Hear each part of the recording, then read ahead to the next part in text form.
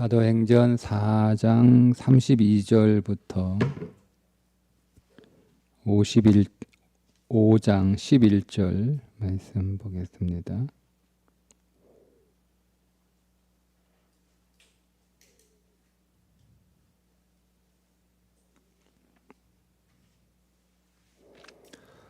믿는 무리가 한 마음과 한 뜻이 되어 모든 물건을 서로 통용하고 자기 재물을 조금이라도 자기 것이라 하는 이가 하나도 없더라. 사도들이 큰 권능으로 주 예수의 부활을 증언하니 무리가 큰 은혜를 받아 그 중에 가난한 사람이 없으니 이는 밭과 집 있는 자는 팔아 그 판 것의 값을 가져다가 사도들의 발 앞에 두매 그들이 각 사람의 필요를 따라 나누어 줌이라. 구브로에서 난 레위족 사람이 있으니 이름은 요셉이라. 사도들이 일컬어 바나바라 번역하면 위로의 아들이라 하니 그가 밭이 있음에 팔아 그 값을 가지고 사도들의 발 앞에 두니라. 아나니아라 하는 사람이 그의 아내 삽비라와 더불어 소유를 팔아 그 값에서 얼마를 감춤해 그 아내도 알더라. 얼마만 가져다가 사도들의 발 앞에 두니 베드로가 이르되 아나니아야 어찌하여 사탄이 네 마음에 가득하여 네가 성령을 속이고 땅값 얼마를 감추었느냐. 땅이 그대로 있을 때에는 네 땅이 아니며 판 후에도 네 마음대로 할 수가 없더냐. 어찌하여 이 일을 네 마음에 두었느냐. 사람에게 거짓말한 것이 아니요 하나님께로다. 아나니아가 이 말을 듣고 엎드러져 혼이 떠나니 이 일을 듣는 사람이 다 크게 두려워하더라. 젊은 사람들이 일어나 시신을 싸서 메고 나가 장사하니라. 3시간쯤 지나 그의 아내가 그 일어난 일을 알지 못하고 들어오니 베드로가 이르되 그 땅 판값이 이것뿐이냐 내게 말하라 하니 이르되 예 이것뿐이라 하더라. 베드로가 이르되 너희가 어찌하여 함께 꾀하여 주의 영을 시험하려 하느냐. 보라 네 남편을 장사하고 오는 사람들의 발이 문 앞에 이르렀으니 또 너를 메어 내가 아리라 하니 곧 그가 베드로의 발 앞에 엎드러져 혼이 떠나는지라. 젊은 사람들이 들어와 죽은 것을 보고 메어다가 그의 남편 곁에 장사하니 온 교회와 이 일을 듣는 사람마다 다 크게 두려워하니라. 아멘. 자, 오늘 두 가지 사건이 기록되어 있는 본문입니다. 하나는 유무상통하는 초대교회의 모습이 다시 한번 기록되고 있고 또 하나는 아나니아와 삽비라의 죽음이 기록되어 있는 내용인데요. 먼저 초대교회의 유무상통하는 내용을 좀 보면 이 유무상통하는 내용을 우리가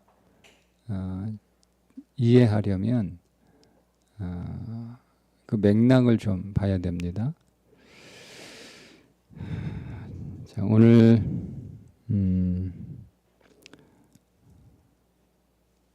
31절에 빌개를 다함에 모인 곳이 진동하더니 무리가 다 성령이 충만하여 담대히 하나님의 말씀을 전했다. 자, 성령 충만한 사건이 있었어요. 자, 그리고 그 다음에 32절에 믿는 무리가 한 마음과 한 뜻이 되어 모든 물건을 서로 통용하는 사건이 있습니다.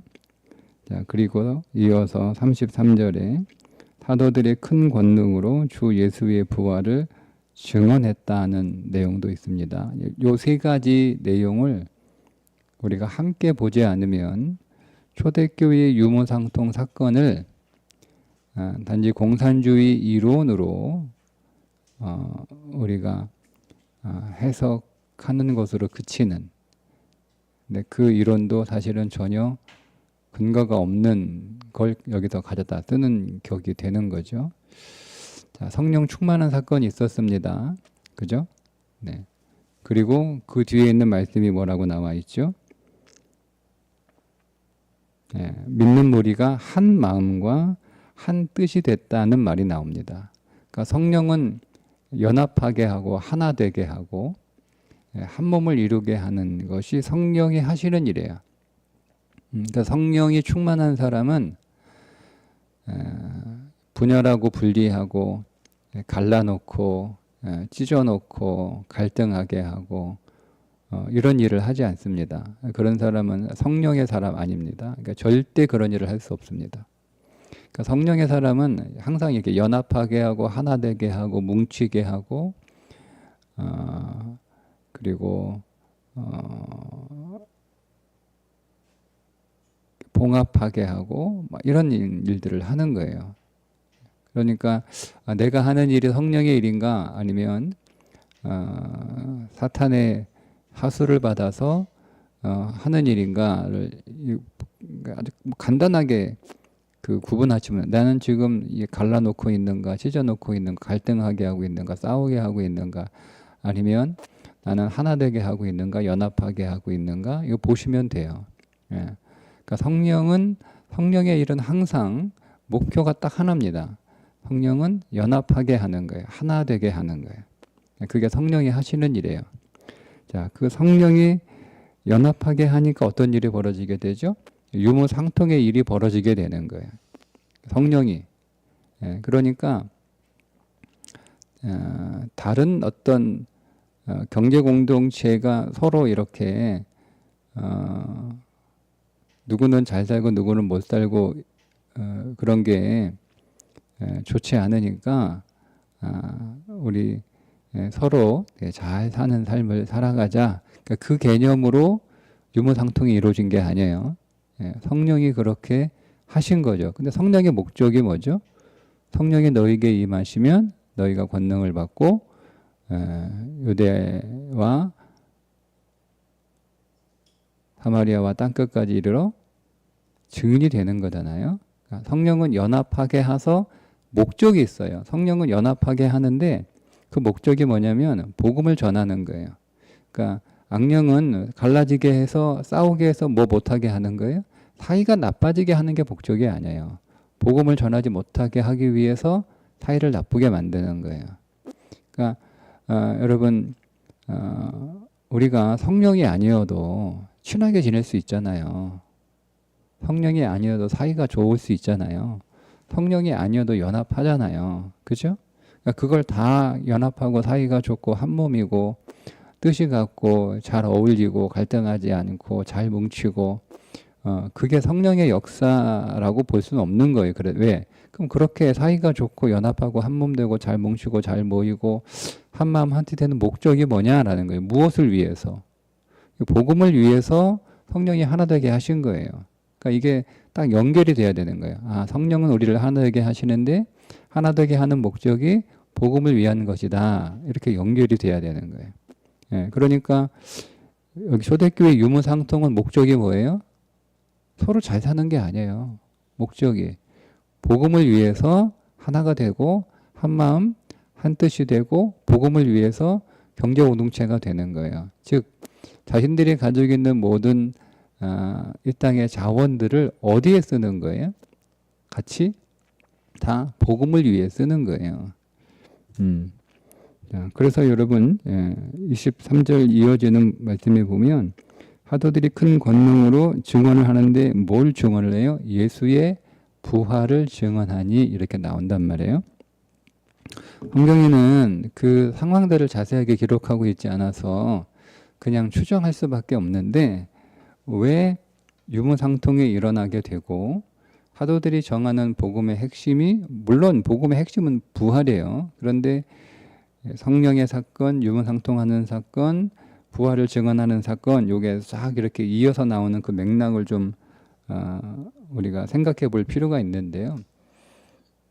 베드로와 요한이 산헤드린 지도자들로부터 예수의 이름으로 복음을 전하지 못하게 하는 그 협박을 받았잖아요.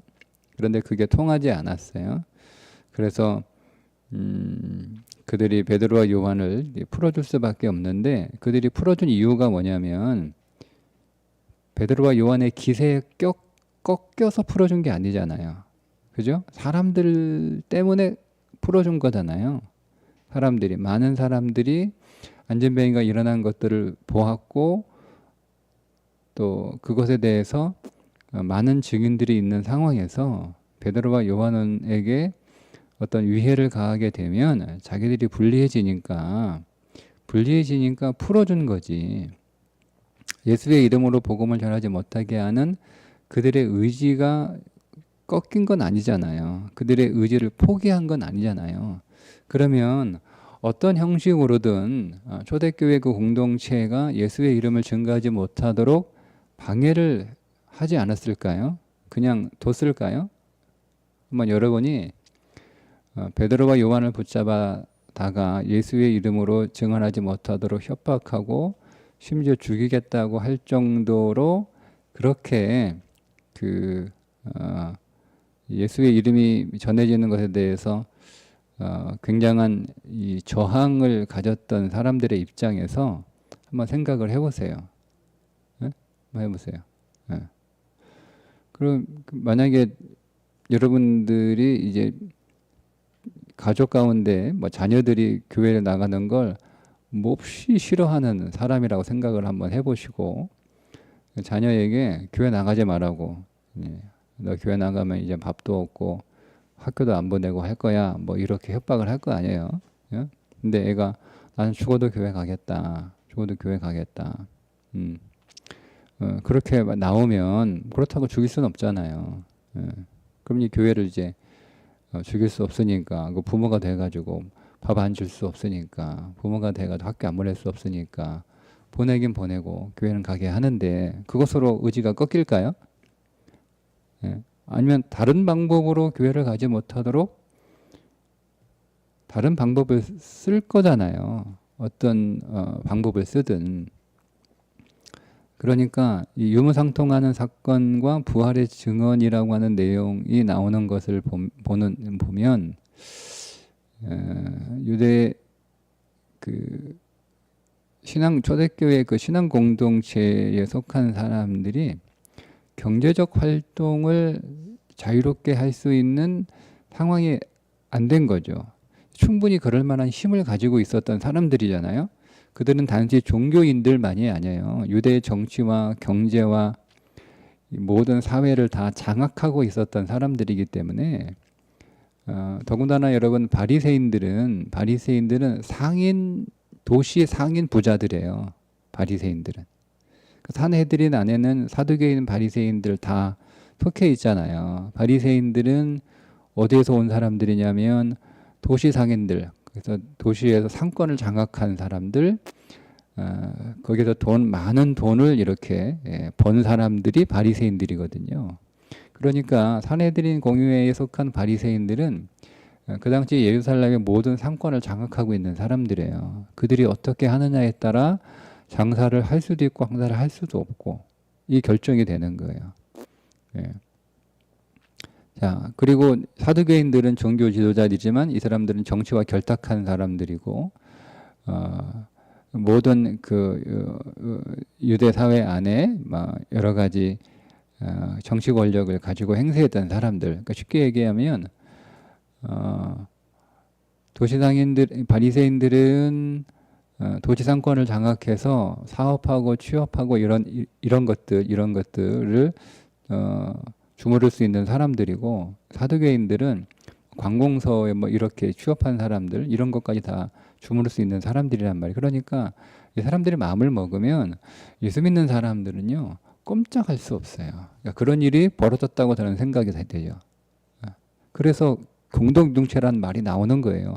아니, 뜬금없이 갑자기 뭐 잘 살고 있는데 자기가 벌어서, 성경이 여러분 일하지 않는 사람은 먹지도 말라, 뭐 이렇게 분명히 바울이 가르치고 있잖아요. 그러니까 일하지 않고 놀고 먹는 사람들, 돈이 없는 사람들 이렇게 나는 일하니까 뭐 내가 돈 많으니까 이렇게 그런 형태의 유무상통이 아니에요. 그냥 갑자기 어떤 경제적인 문제가 생긴 거예요. 공동체 안에. 그게 외부적인 시련이죠. 단순히 베드로와 요한이 협박을 받는 정도의 시련이 아니라 그 뒤에는 전체 초대교회 예루살렘 공동체가 경제 활동을 할 수 없을 만큼 큰 압박을 당하는 거예요. 그래서 사업을 못 하기도 하고 장사를 왜냐면 거래처가 물건 안 주고 또 물건 안 사가고 거래 안 하겠다고 해버리면 못 하는 거잖아요. 그리고 직장에서 쫓겨나기도 하고 협박을 받아가지고 야 내가 미안하다. 나도 어쩔 수 없다. 나도 먹고 살아야 되는데 너 내 쫓으라 그런다. 뭐 이렇게 하면 쫓아내야죠. 너 직원 중에 교회 다니는 예수 믿는 사람이 있던데 쫓아내라. 그렇지 않으면 나 너하고 거래 안 하겠다. 뭐 이렇게 충분히 할 수 있잖아요. 뭐 관공서 붙잡고 있는 뭐 있으니까 뭐 해가지고 너 사표 쓰라고 그런다. 뭐 나가 너 일 뭐 이렇게 하면 이제 어느 날 갑자기 막 이 장사하고 사업하고 일하고 뭐 돈 벌고 이렇게 하다가 다 직장을 잃어버리는 일들이 생겨나게 되겠죠. 그렇게 압박이 오니까 그런 일이 문제가 된 거예요. 그러니까 이 사람들이 예수 믿는 것 때문에 복음 때문에 갑자기 그런 어려움을 당하게 된 거니까 그래도 어느 정도 돈이 있는 사람들, 땅이 있는 사람들, 재산이 있는 사람들이 교회 안에 있었을 거 아니에요. 그러니까 이 사람들이 그거를 그냥 못 본 채 할 수가 없는 거예요. 왜? 우리는 같은 복음 공동체니까. 그죠? 신앙 공동체 아니에요. 그러니까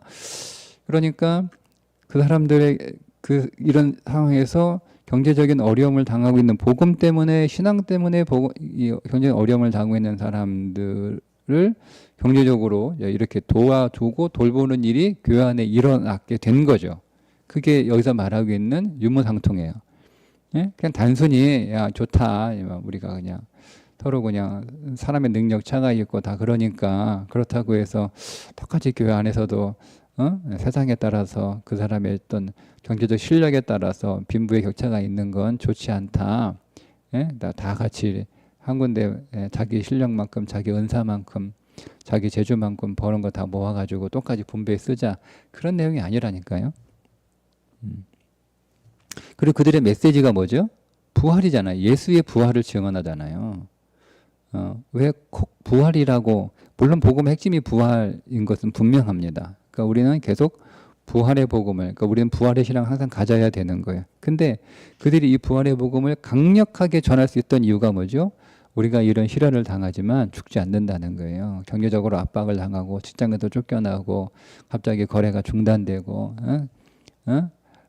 그 사업을 못하게 하고 그래서 갑자기 경제 활동을 하지 못하는 우리를 죽이려고 하는 그런 이 시도들이 있지만 우리가 그런 시련을 당하지만 우리는 어떻게 하냐? 우리는 죽지 않는다는 거죠. 우리는 포기하지 않는다는 거예요. 우리는 거기에 넘어가지 않는다라는 거예요. 이거를 그냥 그들이 이 부활의 신앙을 강력하게 믿고 있는 거잖아요. 그러니까 자기가 믿고 있는 확실한 것들을 정말 실제로 전하는 거예요. 그러니까 그들이 전한 이 부활의 복음에 이 파워가 얼마나 강력하겠어요. 아니 뭐 잘 먹고 잘 사는 사람들이 생활이 넉넉하고 편리한 사람들 아무런 사람들이 부활 얘기하면 여러분 그게 귀에 들립니까? 정말 죽을 고비에 있는 사람이 아니야 나 죽지 않아 나 살아날 거야. 나 살아날 수 있어. 나 부활할 거야. 나 이겨낼 거야. 나 극복할 거야. 나 다시 일어설 거야. 뻔히 보고 있는 거잖아요. 사람들이.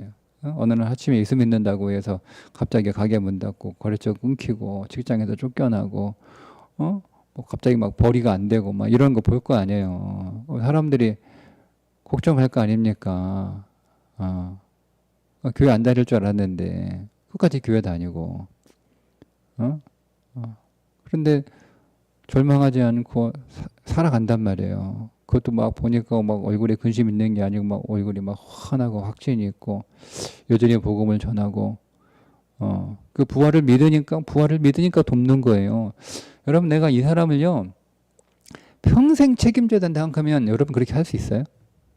아무리 돈이 많아도? 아니죠. 이 사람은 반드시 하나님이 반드시 부활시킬 거야. 반드시 이겨내게 하실 거야.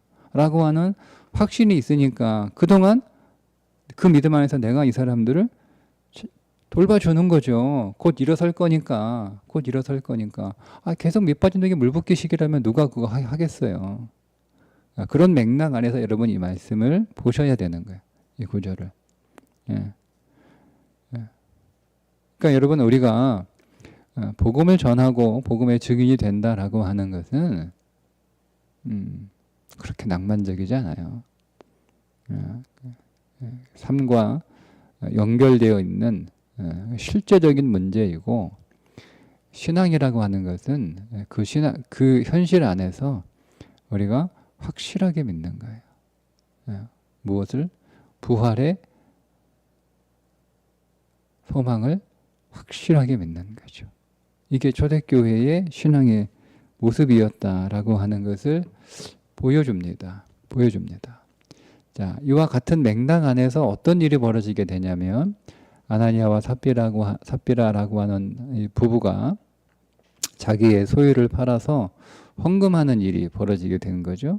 그런데 그 헌금하는 것 때문에 이 두 사람이 죽습니다. 여러분, 이게 조금 이해하기가 어려운 사건이잖아요. 헌금 안 해가지고 죽는 건 이해가 되는데 헌금을 했다가 죽어요. 사도행전 7장까지는 3장부터 7장까지는 여기 이렇게 말씀을 드렸죠. 예루살렘 교회 안에 닥친 세 가지 시련입니다. 하나는 외부적인 시련이고 두 가지는 내부적인 시련이에요. 외부적인 시련은 산헤드린 공회로부터 위해와 협박을 당하는 시련이에요. 그래서 오늘 제가 맥락 안에서 설명을 드린 것처럼 경제적인 또 그런 어떤 시련들이 있는 거죠. 근데 이거는 잘 이겨냅니다.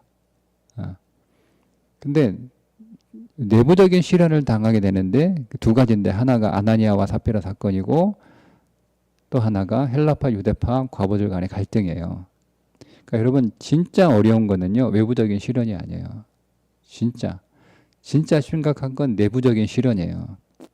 그 가운데 첫 번째 내부적인 사건이 아나니아와 삽비라의 사건이에요.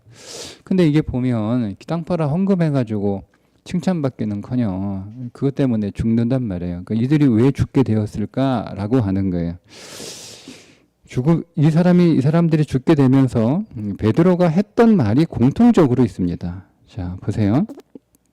아나니아가 베드로에게 얘기하죠.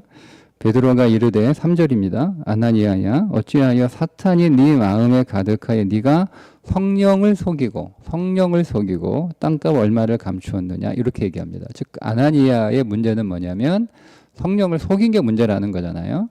자, 성령을 속인 게 문제예요. 자, 삽비라 그의 아내에게 베드로가 이렇게 얘기합니다. 자, 9절인데요. 베드로가 이르되 너희가 어찌 함께 꾀하여 주의 영을 시험하려 하느냐. 똑같이 나오죠. 아나니아 남편에게 성령을 속이고 그의 아내 삽비라에게 주의 영을, 성령을 시험하냐, 이렇게 말씀합니다. 그리고 죽습니다. 그러니까 이 사건은 핵심이 뭐냐면 성령을 속이는 일이에요. 성령을 시험하는 일이에요. 성령을 시험했다는 말은 성령을 무시했다는 뜻이잖아요. 그럼 왜 이게 그런 일이었는가 하는 거예요. 아나니아와 삽비라가 땅을 팔아 헌금했는데 그들이 땅을 팔아 헌금한 이유가 무엇일까라고 하는 거예요. 그들이 왜 땅을 팔아 헌금했을까라고 하는 거죠. 그게 그 앞에 나오는 바나바에 관한 이야기와 연결되어 있습니다. 자, 바나바라고 하는 레위 출신의 구브롯 사람인데, 이 사람은 초대교회에서 굉장히 사람들로부터 덕망이 있다라고 존경받는 사람입니다. 근데 이 사람이 자기의 소유를 팔아서 헌금을 한 거예요. 교회에서 예수 믿는 것 때문에 직장에서 쫓겨나고 사업이 안 되는 사람들,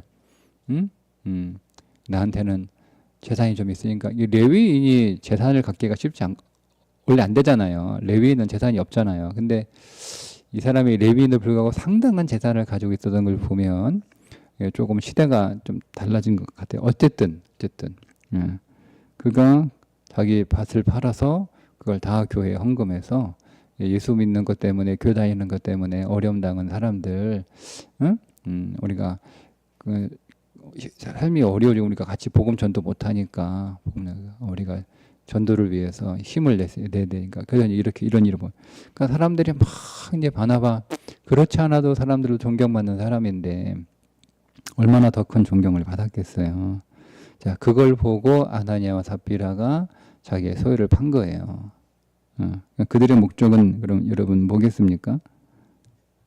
그러니까 헌금을 다 안 하고 일부를 한 게 목적이 아니고요. 일부를 하면서 다 했다고 얘기하는 거예요. 일부를 하면서. 교회가 뭐 헌금 땅 팔라고 얘기한 적도 없고, 그거 팔았으면 헌금 다 하라 이렇게 얘기한 적이 없어요.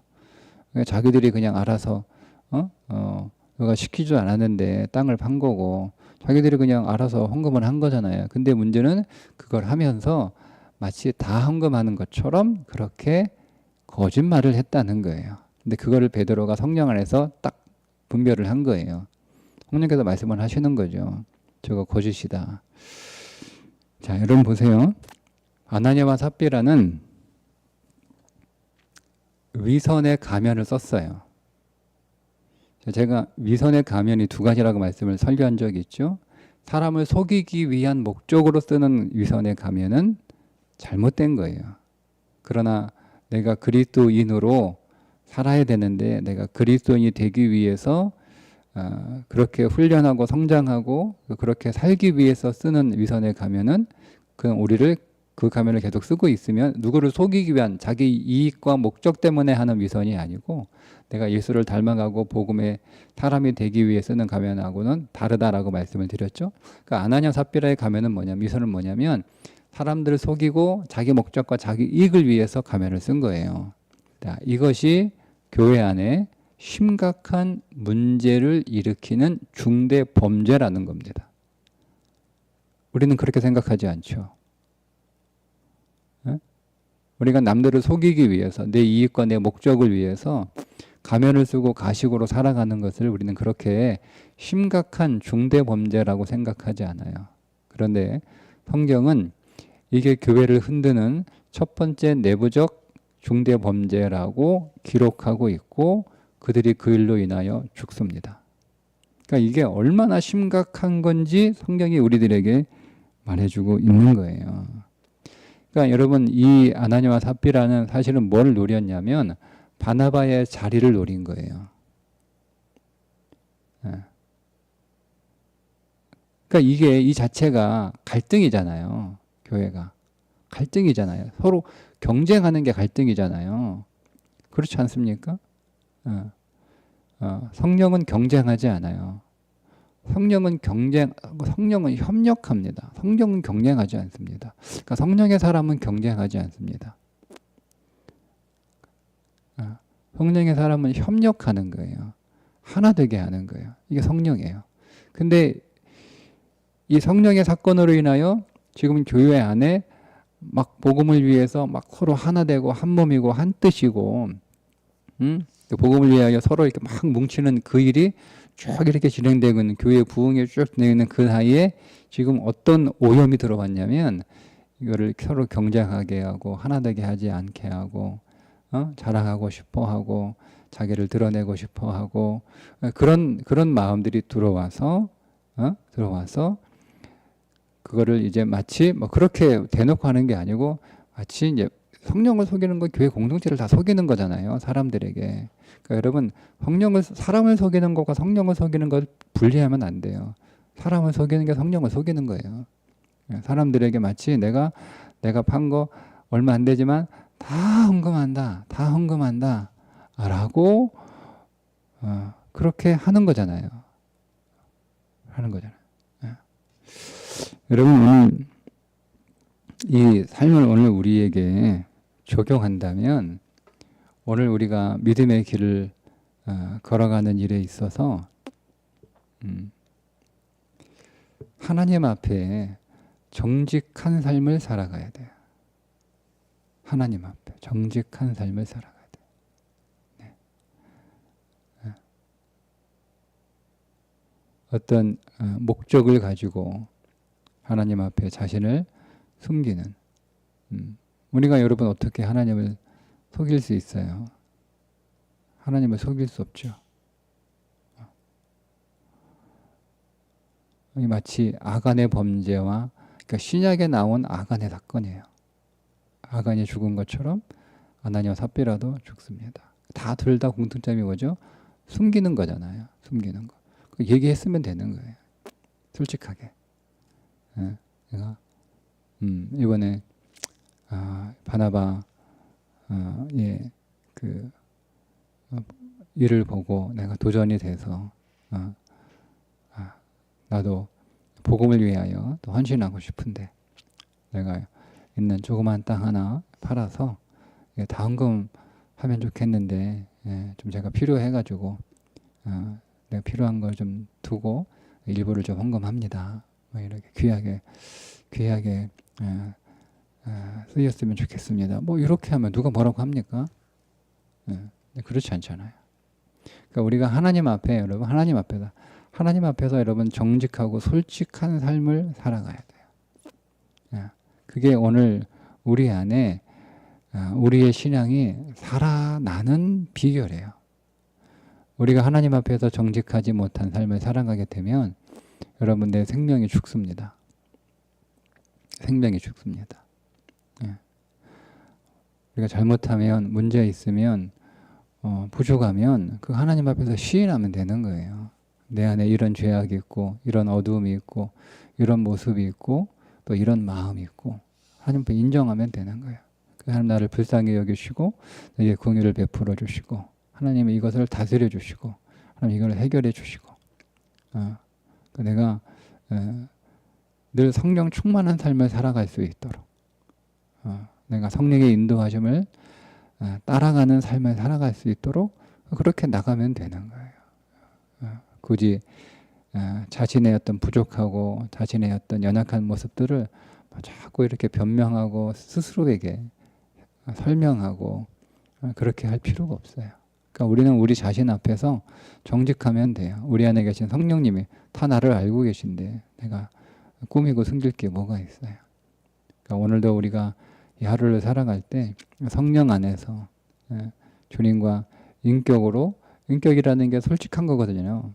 그분과 솔직하게 정직하게 그래서 다윗이 기도한 것처럼 정직한 영을 내게 허락해 달라고 오늘도 정직한 영으로 이 하루를 믿음으로 살아갈 때 우리 안에 생명이 더 강해지고 더 성령이 충만해지고 우리가 복음의 증인으로 더 승리하는 하루가 되시기를 주님의 이름으로 축복합니다. 기도하겠습니다. 하나님 아버지 오늘도 복음을 위하여 살아가는 하루가 되게 해 주옵소서. 오늘도 나를 통하여 예수 그리스도가 증거되게 하시되 오늘 우리의 모든 삶이 복음을 증언하는 위한 자원으로 사용될 수 있도록 내 인생이 그렇게 사용되는 하루가 되기를 원합니다. 그 일을 위하여 오늘도 더 성령으로 충만케 하시고 우리에게 더 믿음을 주셔서 오늘도 승리하는 믿음의 날이 되게 해 주옵소서. 예수님의 이름으로 기도합니다. 아멘.